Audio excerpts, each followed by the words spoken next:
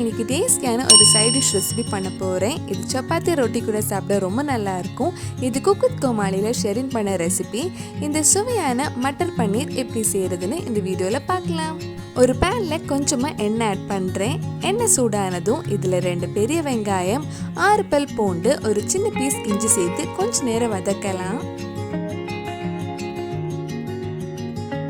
வெங்காயம் வதங்கி கொஞ்சம் சாஃப்ட் ஆனதும் இதில் 3 தக்காளியும் சேர்த்து வதக்கிக்கோங்க. இது வதக்கும் போது 6 கேஷ்யூட்டும் சேர்த்து வதக்கிக்கோங்க. தக்காளி வெங்காயம் எல்லாம் நல்லா வதங்கி நல்லா வெந்ததுக்கு அப்புறம் நம்ம ஆஃப் பண்ணிடலாம். இந்த மாதிரி நல்லா வதங்கினதும் இது ஆஃப் பண்ணிட்டு கொஞ்ச நேரம் ஆற வச்சிருங்க. ஆறுனதுக்கு அப்புறம் இது ஒரு மிக்ஸி ஜாருக்கு மாற்றிட்டு நல்லா ஸ்மூத் பேஸ்ட்டாக அரைச்சி எடுக்கலாம். இப்போ அதே பேனில் மறுபடியும் கொஞ்சம் எண்ணெய், 1 டீஸ்பூன் கிட்ட நெய் ஆட் பண்ணுறேன். இது கொஞ்சம் சூடானதும் இதில் 1/2 டீஸ்பூன் ஜீரகம், ஒரு சின்ன பீஸ் பட்டை, 3 ஏலக்காய், 2 பச்சை மிளகாய் சேர்த்து ஒரு 2 நிமிஷம் கிட்ட வதக்கலாம்.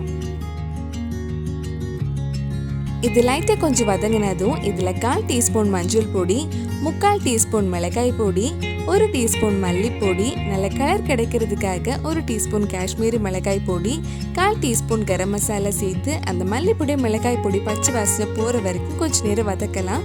லோ ஃப்ளேமில் வச்சுக்கோங்க. பச்சை வாசனை போனதுக்கு அப்புறம் நம்ம அரைச்சி வச்சிருந்த வெங்காயம் தக்காளி பேஸ்ட் இதில் ஆட் பண்ணலாம். ஆட் பண்ணி இந்த மசாலா கூட சேர்த்து ஒரு 2 நிமிஷம் கிட்ட நல்லா மிக்ஸ் பண்ணிக்கோங்க. நல்லா மிக்ஸ் பண்ணதுக்கு அப்புறம் உங்களுக்கு கிரேவி எந்த கன்சிஸ்டன்சியில் வேணுமோ அதுக்கேற்ற மாதிரி தண்ணி ஆட் பண்ணிக்கோங்க. நான் வெங்காயம் தக்காளி அரைச்சி அதே மிக்ஸி ஜாரில் கொஞ்சம் தண்ணி எடுத்து இதில் ஆட் பண்ணியிருக்கேன். இதில் தேவையான அளவு உப்பு, அந்த தக்காளியோட புளிப்பு பேலன்ஸ் பண்ணுறதுக்காக 1 டீஸ்பூன் சுகர் ஆட் பண்ணுறேன். இது ஒரு 8 நிமிஷம் கிட்ட நல்லா கொதிக்கட்டும். நல்லா கொதிச்சதுக்கு அப்புறம் இதில் 1 கப் ஃப்ரெஷ்ஷான பட்டாணி, 200 கிராம் பன்னீர் ஆட் பண்ணுறேன். இது சேர்த்து லைட்டாக ஒரு வாட்டி மிக்ஸ் பண்ணதுக்கப்புறம் லோ ஃப்ளேமில் ஒரு 5 நிமிஷம் இருக்கட்டும்.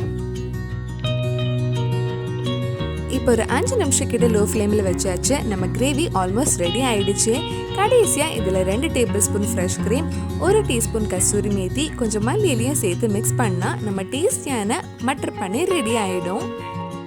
கசூரி மேத்தி போடும்போது கொஞ்சம் கையில் எடுத்து க்ரஷ் பண்ணி ஆட் பண்ணிக்கோங்க. ஃப்ரெஷ் க்ரீம் ஆட் பண்ணதுக்கு அப்புறம் ரொம்ப நேரம் கொதிக்க வைக்க வேண்டாம். லைட்டாக கொஞ்சம் சூடானதும் நம்ம ஆஃப் பண்ணிடலாம். அவ்வளவுதான், ரொம்ப டேஸ்டியான மட்டர் பன்னீர் ரெடி ஆயிடுச்சு. இது சப்பாத்தி ரொட்டி கூட சாப்பிட ரொம்ப நல்லா இருக்கும். கண்டிப்பாக நீங்களும் இந்த ரெசிபி உங்கள் வீட்டில் செஞ்சு பாருங்க. பிடிச்சிருந்தா இந்த வீடியோ லைக் பண்ணுங்க, உங்கள் ஃப்ரெண்ட்ஸ் அண்ட் ஃபேமிலிக்கு ஷேர் பண்ணுங்க. வேறு நல்லா குக்கு கோமாளி ரெசிபி நம்ம சேனலில் ட்ரை பண்ணலான்னு கீழே கமெண்ட் பாக்ஸில் சொல்லுங்கள்.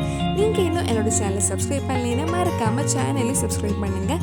கூடவே அந்த பெல் ஐக்கனை ப்ரெஸ் பண்ணால் நான் புது வீடியோ போட்ட உடனே உங்கள் ஃபோனுக்கு நோட்டிஃபிகேஷன் வந்துடும்.